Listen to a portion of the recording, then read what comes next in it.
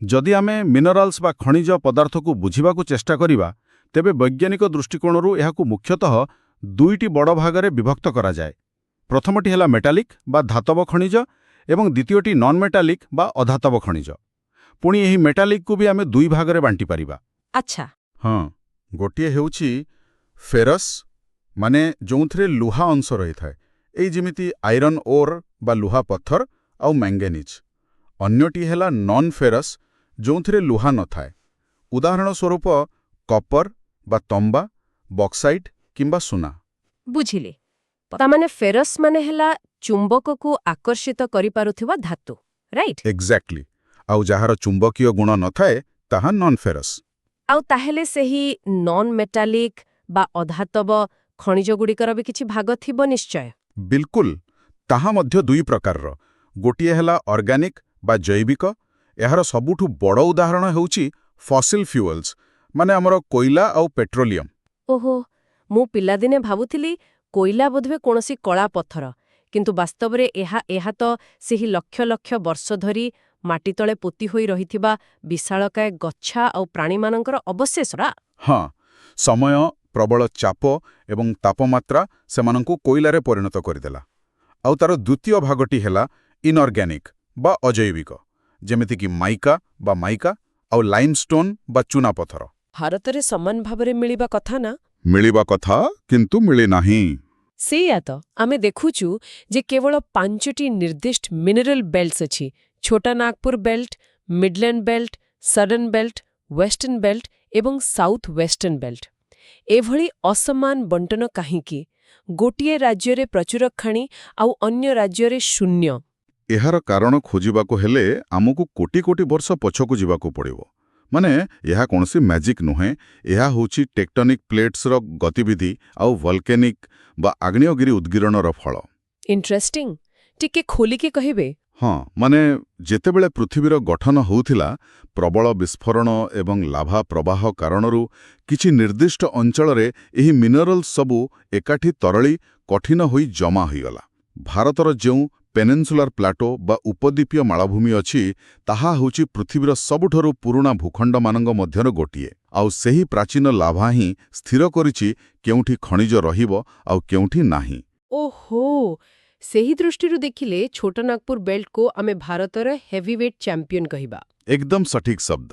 କାରଣ ଏହି ଗୋଟିଏ ଛୋଟ ଅଞ୍ଚଳ, ମାନେ ଝାଡ଼ଖଣ୍ଡ, ଓଡ଼ିଶା ଆଉ ପଶ୍ଚିମବଙ୍ଗର କିଛି ଅଂଶକୁ ନେଇ ଗଠିତ।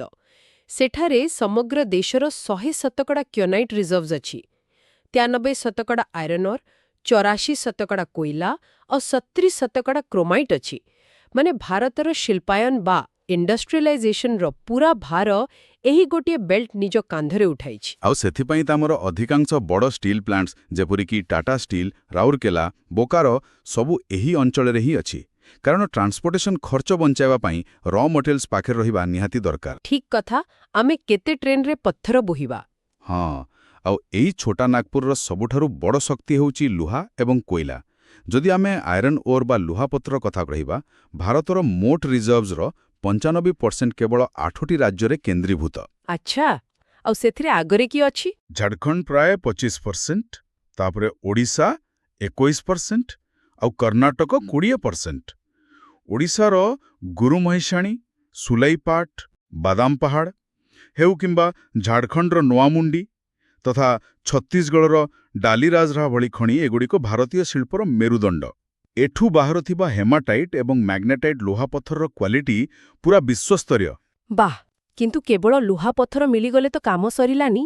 ସେଇ କଠିନ ପଥରକୁ ତରଳାଇବା ପାଇଁ ଏବଂ ତାକୁ ଇସ୍ପାତ ବା ଷ୍ଟିଲରେ ପରିଣତ କରିବା ପାଇଁ ଆମକୁ ପ୍ରବଳ ଉତ୍ତାପ ଦରକାର, ଯାହା କୋଇଲା ବିନା ଅସମ୍ଭବ। ଏକ୍ଜାକ୍ଟଲି। ଆମ ଦେଶର ଶକ୍ତି ବ୍ୟବସ୍ଥାରେ କୋଇଲାର ଭୂମିକା ସତରେ ଅବିଶ୍ୱସନୀୟ।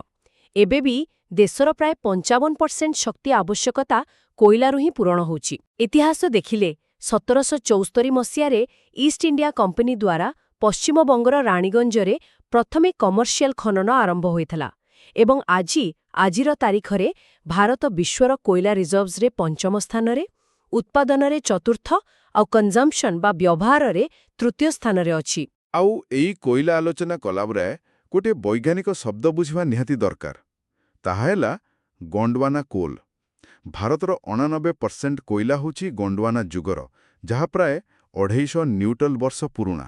ବାପ୍ରେ, 250 ନ୍ୟୁଟନ ବର୍ଷ? ହଁ, ଏହା ମୁଖ୍ୟତଃ ବିଟୁମିନସ୍ ବା ବିଟୁମିନସ୍ ପ୍ରକାରର କୋଇଲା, ଯାହାର ହିଟିଂ ଭ୍ୟାଲ୍ୟୁ ବହୁତ ଅଧିକା ଥାଏ। ଝରିଆ ବା ଝାରିଆ ହେଉଛି ଭାରତର ସର୍ବବୃହତ୍ କୋଇଲା ଖଣି। ଆମର ଅଧିକାଂଶ ଥର୍ମାଲ ପାୱାର ପ୍ଲାଣ୍ଟସ୍ ଏହି କୋଇଲା ଉପରେ ଚାଲୁଛି। ଏଠାରେ ମୋର ଗୋଟେ ବହୁତ ବଡ଼ ଡାଉଟ୍ ଅଛି। ପଚାରନ୍ତୁ। ଆଜିକାଲି ଆମେ ନ୍ୟୁଜ୍ରେ ଖାଲି ଏନର୍ଜି ଟ୍ରାନ୍ଜିସନ୍ କିମ୍ବା ସବୁଜ ଶକ୍ତି ବିଷୟରେ ଶୁଣିବାକୁ ପାଉଛୁ। କିନ୍ତୁ ଯଦି ଆମର 55% ଶକ୍ତି ଆବଶ୍ୟକତା ଆଜି ବି କୋଇଲାରୁ ଆସୁଛି ଏବଂ ଆମେ ଦୁନିଆର ତୃତୀୟ ସର୍ବବୃହତ୍ କୋଇଲା ଉପଭୋକ୍ତା, ତେବେ ହଠାତ୍ ସୌର କିମ୍ବା ପବନ ଶକ୍ତିକୁ ସିଫ୍ଟ ହେବା କ'ଣ ସମ୍ଭବ? ମୋତେ ଲାଗୁନି ଆମେ କାଲି ସକାଳେ ଉଠି କୋଇଲା ପ୍ଲାଣ୍ଟଗୁଡ଼ିକୁ ବନ୍ଦ କରିଦେଇପାରିବା। ଏହା କେତେ କଷ୍ଟକର ହେବ? ଦେଖନ୍ତୁ, ଏହା କଷ୍ଟକର ନୁହେଁ, ବରଂ ବର୍ତ୍ତମାନ ପରିସ୍ଥିତିରେ ପ୍ରାୟ ଅସମ୍ଭବ। ଆଚ୍ଛା, କାହିଁକି? କାରଣଟି ହେଉଛି ବେସ୍ ଲୋଡ୍ ପାୱାର। ଦେଶର ପାୱାର ଗ୍ରିଡ୍ ସବୁବେଳେ ଗୋଟିଏ ମିନିମମ୍ ପରିମାଣର କରେଣ୍ଟ ଡିମାଣ୍ଡ କରେ। ଖରା ନଥିଲେ ସୋଲାର କାମ କରିବନି, ପବନ ନଥିଲେ ୱିଣ୍ଡ ଟର୍ବାଇନ୍ ଘୂରିବନି, କିନ୍ତୁ ଥର୍ମାଲ ପାୱାର ପ୍ଲାଣ୍ଟଗୁଡ଼ିକ ଦିନରାତି 24 ଘଣ୍ଟା ସମାନ ପରିମାଣର ବିଦ୍ୟୁତ୍ ଦେଇପାରିବେ। ଯଦି ଆମେ ହଠାତ୍ କୋଇଲା ବନ୍ଦ କରିଦେବା, ତେବେ ପୁରା ଦେଶର ଗ୍ରିଡ୍ କଲାପ୍ସ କରିଯିବ। ସବୁ ବ୍ଲାକ୍ଆଉଟ୍ ହୋଇଯିବ? ଏକ୍ଜାକ୍ଟଲି। ତା ଛଡ଼ା ଲକ୍ଷ ଲକ୍ଷ ଲୋକଙ୍କର ରୋଜଗାର ବି ଏହି କୋଇଲା ସହ ଜଡ଼ିତ ଅଛି। ତେଣୁ ଏନର୍ଜି ଟ୍ରାନ୍ଜିସନ୍ କୌଣସି ରାତାରାତି ମ୍ୟାଜିକ୍ ନୁହେଁ। ଏହାକୁ ଦଶନ୍ଧି ଦଶନ୍ଧି ଧରି ଧୀରେ ଧୀରେ ଫେଜ୍ ଆଉଟ୍ କରିବାକୁ ପଡ଼ିବ। ବୁଝିଲି। ତାହେଲେ କୋଇଲା ଏବଂ ଲୁହା ଆମ ବିକାଶର ମୂଳଦୁଆ, ଏହା ଆମେ ମାନିନେଲେ। କିନ୍ତୁ ଆଜିର ଡିଜିଟାଲ ଯୁଗରେ କେବଳ ଲୁହାରେ କାମ ଚଳିବନି। ମୁଁ ଏହାକୁ ଏମିତି ଭାବୁଛି, ଯଦି ଲୁହା ଆମ ଶିଳ୍ପର କଙ୍କାଳ ହୁଏ ଏବଂ କୋଇଲା ତାର ମାଂସପେଶୀ, ତେବେ କପର ବା ତମ୍ବା ହେଉଛି ଆମର ସ୍ନାୟୁ ପ୍ରଣାଳୀ ବା ନର୍ଭସ୍ ସିଷ୍ଟମ। ବହୁତ ବଢ଼ିଆ ତୁଳନା। କାରଣ ସେହି ତମ୍ବା ତାର ଦେଇ ହିଁ ଇଲେକ୍ଟ୍ରିକ୍ ସିଗ୍ନାଲ ଯାଉଛି, ଆଉ ସୁନା ବା ଗୋଲ୍ଡ ହେଉଛି ଆମର ବ୍ୟାଙ୍କ ଭଲ୍ଟ। ଆମକୁ ଆମର ଟେକ୍ନୋଲୋଜି ପାଇଁ ଅନ୍ୟାନ୍ୟ ମୂଲ୍ୟବାନ ଖଣିଜର ଆବଶ୍ୟକତା ନିହାତି ରହିଛି। ନିଶ୍ଚିତ ଭାବରେ। କପର ବିନା ଆମେ ଗୋଟିଏ ପାଦ ବି ଆଗକୁ ଯାଇପାରିବା ନାହିଁ। ବିଶେଷ କରି ଏବେ ଯେଉଁ ଇଲେକ୍ଟ୍ରିକ୍ ଭେହିକଲ୍ସ ବା ଇଭିର ଆସୁଛି, ସେଥିରେ ସାଧାରଣ ଗାଡ଼ି ତୁଳନାରେ 4 ଗୁଣ ଅଧିକ ତମ୍ବା ବ୍ୟବହାର ହୁଏ। 4 ଗୁଣ ଅଧିକ? ହଁ, ଝାଡ଼ଖଣ୍ଡର ସିଙ୍ଗଭୂମ, ମଧ୍ୟପ୍ରଦେଶର ବାଲାଘାଟ ଏବଂ ରାଜସ୍ଥାନରେ ଏହି ତମ୍ବା ମିଳିଥାଏ।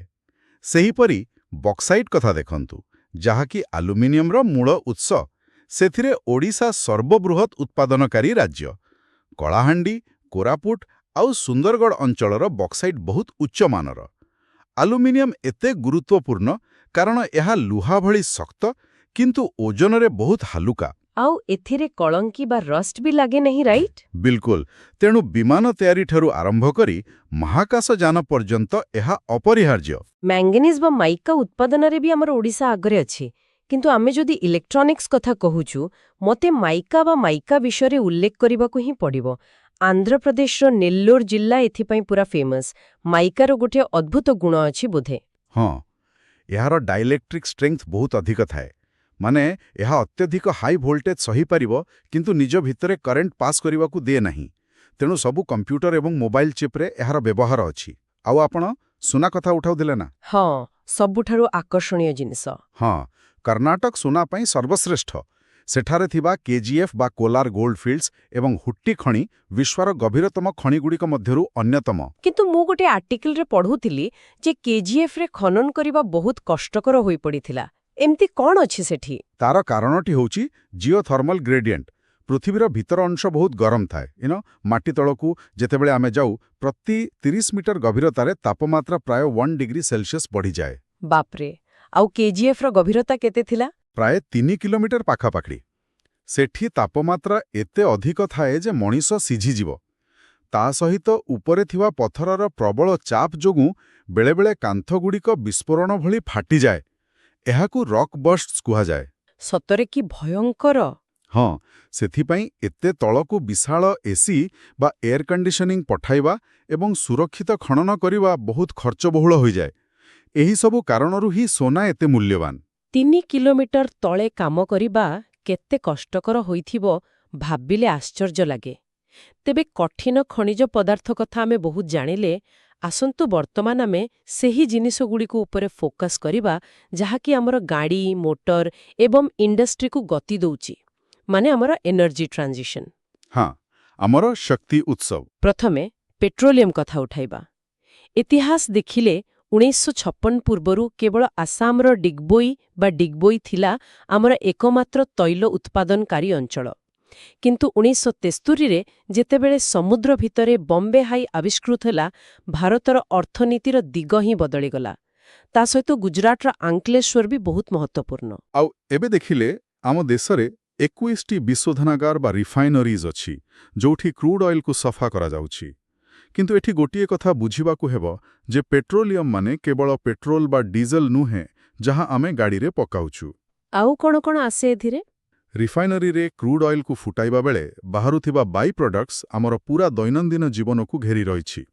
ଆମେ ପିନ୍ଧୁଥିବା ପଲିଷ୍ଟର ଲୁଗା, ପ୍ଲାଷ୍ଟିକ ବୋତଲ, ଚାଷ ପାଇଁ ବ୍ୟବହାର ହେଉଥିବା ରାସାୟନିକ ସାର ବା ଫର୍ଟିଲାଇଜର, ସିନ୍ଥେଟିକ୍ ରବର, ଔଷଧ, ଏପରିକି ଆମେ ଲଗାଉଥିବା ଭେସଲିନ୍ ଓ କସ୍ମେଟିକ୍ସ, ଏସବୁ କିଛି ପେଟ୍ରୋକେମିକାଲ୍ସ ବା ପେଟ୍ରୋକେମିକାଲ୍ସରୁ ହିଁ ତିଆରି। ଓହୋ, ତେବେ ତେଲ ବିନା ତ ପୁରା ମଡର୍ଣ୍ଣ ଲାଇଫଷ୍ଟାଇଲ୍ ହିଁ ଅଟକିଯିବ। ବିଲକୁଲ। ଖାସ୍ ସେଇଥିପାଇଁ ଆମେ ମଧ୍ୟପ୍ରାଚ୍ୟ ଦେଶଗୁଡ଼ିକ ଉପରେ ଏତେ ନିର୍ଭରଶୀଳ। ଏହି ନିର୍ଭରଶୀଳତାକୁ କମାଇବା ପାଇଁ ନ୍ୟୁକ୍ଲିୟର ଏନର୍ଜି ବା ପରମାଣୁ ଶକ୍ତି ଗୋଟିଏ ବହୁତ ବଡ଼ ବିକଳ୍ପ ନୁହେଁ କି? ଆମେ ଜାଣୁ ଯେ ଝାଡ଼ଖଣ୍ଡର ସିଂଘଭୂମ ଏବଂ ରାଜସ୍ଥାନରେ ୟୁରେନିୟମ୍ ମିଳିଥାଏ ଏବଂ ଆମର ତାରାପୁର, କାଲପକ୍କମ୍ ଆଉ ନାରୋରା ଭଳି ଆଣବିକ ପ୍ଲାଣ୍ଟ ବି ଅଛି। ହଁ, ଅଛି। କିନ୍ତୁ ଏଠି ମୋ ମନରେ ଗୋଟିଏ ଡାଉଟ୍ ଆସୁଛି ବାରମ୍ବାର। ମୁଁ ପଢ଼ିଛି ଯେ କେରଳ ଏବଂ ଓଡ଼ିଶାର ବେଳାଭୂମି ବାଲିରେ, ଯାହାକୁ ମୋନାଜାଇଟ୍ ସେଣ୍ଡ କୁହାଯାଏ, ସେଥିରେ ବିଶ୍ୱର ସର୍ବବୃହତ୍ ଥୋରିୟମର ଭଣ୍ଡାର ରହିଛି। ଏକଦମ ସତ କଥା। ତାହେଲେ ଯଦି ଆମ ପାଖରେ ଏତେ ବିପୁଳ ପରିମାଣର ଥୋରିୟମ୍ ଅଛି, ତେବେ ଆମେ ତାକୁ ସିଧାସଳଖ ନ୍ୟୁକ୍ଲିୟର ରିଆକ୍ଟରରେ ବ୍ୟବହାର ନ କରି ବାହାର ଦେଶରୁ ୟୁରେନିୟମ୍ କାହିଁକି କିଣୁଛୁ? ସମସ୍ୟାଟା କୋଉଠି ଆସୁଛି? ଆପଣ ଏକଦମ ସଠିକ୍ ପଏଣ୍ଟ ଧରିଛନ୍ତି। ଏହା ପଛରେ ଥିବା ବିଜ୍ଞାନଟା ଟିକେ ଜଟିଳ। ଦେଖନ୍ତୁ, ୟୁରେନିୟମ୍ ହେଉଛି ଏକ ଫିସାଇଲ୍ ପଦାର୍ଥ, ମାନେ ଏହା ସିଧାସଳଖ ନ୍ୟୁକ୍ଲିୟର ଚେନ୍ ରିଆକ୍ସନ୍ ଆରମ୍ଭ କରିପାରିବ। କିନ୍ତୁ ଥୋରିୟମ୍ ନିଜେ ଫିସାଇଲ୍ ନୁହେଁ। ଆଚ୍ଛା। ହଁ, ଏହା ହେଉଛି ଏକ ଫର୍ଟାଇଲ୍ ମେଟେରିଆଲ। ଏହାର ଅର୍ଥ ହେଲା ଥୋରିୟମ୍କୁ ନେଇ ସିଧା ନିଆଁ ଲଗାଇ ହେବ ନାହିଁ। ଥୋରିୟମ୍କୁ ବ୍ୟବହାର କରିବାକୁ ହେଲେ ପ୍ରଥମେ ଆମକୁ ବ୍ରିଡର ରିଆକ୍ଟର୍ସ ତିଆରି କରିବାକୁ ପଡ଼ିବ।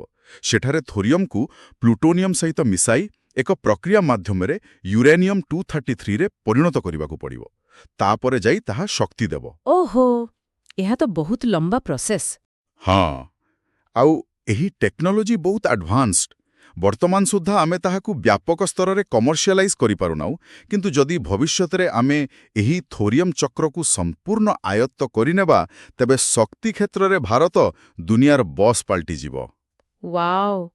ତାମାନେ ଥୋରିୟମଟା ହେଲା ଏମିତି ଏକ ଓଦା କାଠ, ଯାହାକୁ ଜଳାଇବା ପାଇଁ ପ୍ରଥମେ ଅନ୍ୟୋନ୍ୟର ସାହାଯ୍ୟ ନେବାକୁ ପଡ଼ିବ। ବୁଝିଗଲେ। ଏବେ ଆସନ୍ତୁ ବର୍ତ୍ତମାନର ସବୁଠାରୁ ବଡ଼ ଟ୍ରେଣ୍ଡ ଉପରକୁ, ରିନ୍ୟୁଏବଲ୍ସ ବା ନବୀକରଣଯୋଗ୍ୟ ଶକ୍ତି। ହଁ, ଏବେ ତ ସବୁଆଡ଼େ ଏହାରି କଥା। ପ୍ରକୃତି ଆମକୁ ମାଗଣାରେ ପ୍ରଚୁର ଶକ୍ତି ଦେଉଛି। ରିସର୍ଚ୍ଚ କହୁଛି ଯେ ସୋଲାର ଏନର୍ଜି ବା ସୌରଶକ୍ତି କୋଇଲା ତୁଳନାରେ 7% ଅଧିକ ଫଳପ୍ରଦ। ଆମ ଦେଶର ଗୁଜରାଟ ଏବଂ ରାଜସ୍ଥାନର ମରୁଭୂମି ଅଞ୍ଚଳରେ ତ ବର୍ଷସାରା ଖରା ରହୁଛି। ସେହିପରି ୱିଣ୍ଡ ଏନର୍ଜି ବା ପବନ ଶକ୍ତିରେ ଆମର 50,000 ମେଗାୱାଟରୁ ଅଧିକ ଉତ୍ପାଦନ କ୍ଷମତା ଅଛି। ଏଗୁଡ଼ିକ ତ ସାଧାରଣ ଲୋକ ଜାଣନ୍ତି, କିନ୍ତୁ ଆଉ କିଛି ଅଦ୍ଭୁତ ଟେକ୍ନୋଲୋଜି ମଧ୍ୟ ଅଛି ନା? ନିଶ୍ଚିତ ଅଛି। ବିଶେଷ କରି ଟାଇଡଲ ଏନର୍ଜି ଏବଂ ଜିଓଥର୍ମାଲ ଏନର୍ଜିର କନସେପ୍ଟ ବହୁତ ଇଣ୍ଟରେଷ୍ଟିଂ। ଟାଇଡଲ ଶକ୍ତି ମାନେ ହେଉଛି ସମୁଦ୍ରର ଜୁଆର ଏବଂ ଭଟା। ଚନ୍ଦ୍ରର ଗ୍ରାଭିଟେସନାଲ ପୁଲ୍ ବା ମାଧ୍ୟାକର୍ଷଣ ଶକ୍ତି ଯୋଗୁଁ ସମୁଦ୍ରରେ ଯେଉଁ ଲହଡ଼ି ଉଠେ, ତା ଭିତରେ ପ୍ରଚୁର କାଇନେଟିକ୍ ଏନର୍ଜି ଲୁଚି ରହିଥାଏ। ଗୁଜରାଟର ଗଲ୍ଫ ଅଫ୍ ଖମ୍ବାତରେ ଏହାର ବଡ଼ ସମ୍ଭାବନା ଅଛି। ସେହି ଲହଡ଼ିର ଗତିକୁ ବ୍ୟବହାର କରି ଆମେ ଟର୍ବାଇନ୍ ଘୂରାଇ ପାରିବା, ରାଇଟ୍? ଏକ୍ଜାକ୍ଟଲି। ଆଉ ଗୋଟିଏ ହେଲା ଭୂତାପଜ ଶକ୍ତି ବା ଜିଓଥର୍ମାଲ। ଆମେ ପୂର୍ବରୁ କଥା ହେଉଥିଲେ ଯେ ପୃଥିବୀ ଭିତରେ ତାପମାତ୍ରା ବହୁତ ଅଧିକା। ଯେତେବେଳେ ମାଟି ତଳର ପାଣି ସେହି ଉତ୍ତପ୍ତ ମ୍ୟାଗ୍ମା ସମ୍ପର୍କରେ ଆସେ, ତାହା ପ୍ରବଳ ବେଗରେ ବାମ୍ଫ ବା ଷ୍ଟିମ୍ରେ ପରିଣତ ହୁଏ। ସେହି ନ୍ୟାଚୁରାଲ ଷ୍ଟିମ୍କୁ ପାଇପ୍ ଦେଇ ଉପରକୁ ଆଣିଲେ ତାହା ଡାଇରେକ୍ଟ ଟର୍ବାଇନ୍ ଘୂରାଇବ। ଆଉ ଏମିତି କିଛି ପ୍ରକଳ୍ପ ଆମର ଅଛି କି? ହଁ, ହିମାଚଳ ପ୍ରଦେଶର ମଣିକରଣଠାରେ ଏଭଳି ଗୋଟିଏ ପ୍ରକଳ୍ପ ଆରମ୍ଭ ହୋଇଛି। ଏଠି କାହାକୁ ନିଆଁ ଲଗାଇ ପାଣି ଗରମ କରିବାକୁ ପଡ଼ିବନି। ପ୍ରକୃତି ଆପଣଙ୍କ ପାଇଁ ପାଣି ଫୁଟାଉଛି। ସତରେ କି ଚମତ୍କାର ବିଜ୍ଞାନ! ଆଉ ଆମେ ଦିଲ୍ଲୀର ଓଖଲା କଥା ବି ଭୁଲିବା ଉଚିତ ନୁହେଁ। ସେଠାରେ ବାୟୋ ଏନର୍ଜି ବା ଜୈବ ଶକ୍ତି ଉପରେ କାମ ହେଉଛି। ସହରର ଯେତେ ମ୍ୟୁନିସିପାଲ ୱେଷ୍ଟ ବା ଅଳିଆ ବାହାରୁଛି ତାକୁ ପୋଡ଼ି ସେଥିରୁ ବିଦ୍ୟୁତ୍ ଉତ୍ପାଦନ କରାଯାଉଛି। ଏହାକୁ କୁହନ୍ତି ଗୋଟିଏ ତୀରରେ ଦୁଇଟି ଶିକାର। ଏକ୍ଜାକ୍ଟଲି। ସହର ବି ସଫା ରହିଲା ଆଉ କରେଣ୍ଟ ବି ମିଳିଲା। କିନ୍ତୁ ଏସବୁ ଶୁଣିବାକୁ ଯେତେ ଭଲ ଲାଗୁଛି, ବାସ୍ତବିକତା ଟିକେ ଅଲଗା। ଆମେ ଆଜି ଏତେଗୁଡ଼ିଏ ସମ୍ପଦ ବିଷୟରେ କଥା ହେଲେ, ଲୁହା, କୋଇଲା, ପେଟ୍ରୋଲିୟମ, ସୁନା, କିନ୍ତୁ ଏସବୁ ତ ଅସୀମ ନୁହେଁ। ନା, ବିଲକୁଲ ନୁହେଁ। ଏହାକୁ ତିଆରି କରିବାକୁ ପ୍ରକୃତିକୁ କୋଟି କୋଟି ବର୍ଷ ଲାଗିଲା, ଆଉ ଆମେ ମଣିଷମାନେ ମାତ୍ର 200-300 ବର୍ଷ ଭିତରେ ତାକୁ ଖୋଳି ଖୋଳି ଶେଷ କରିଦେବା ଉପରେ।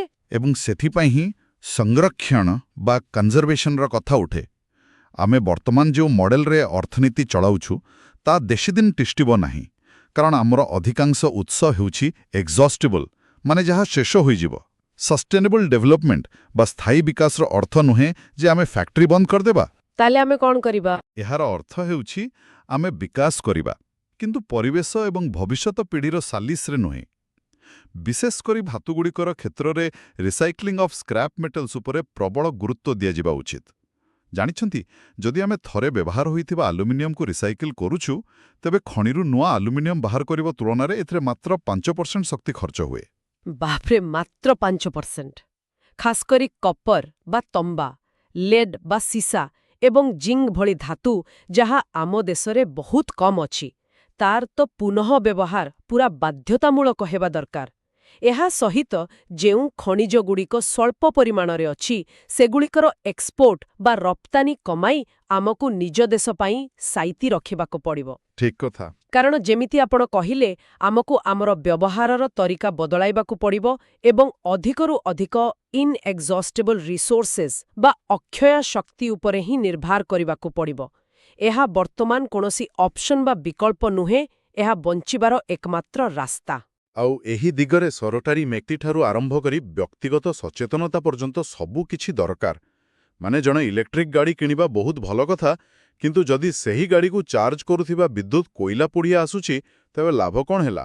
ହଁ, ଖାଲି ପ୍ରଦୂଷଣର ସ୍ଥାନ ପରିବର୍ତ୍ତନ ହେଲା। ଏକ୍ଜାକ୍ଟଲି।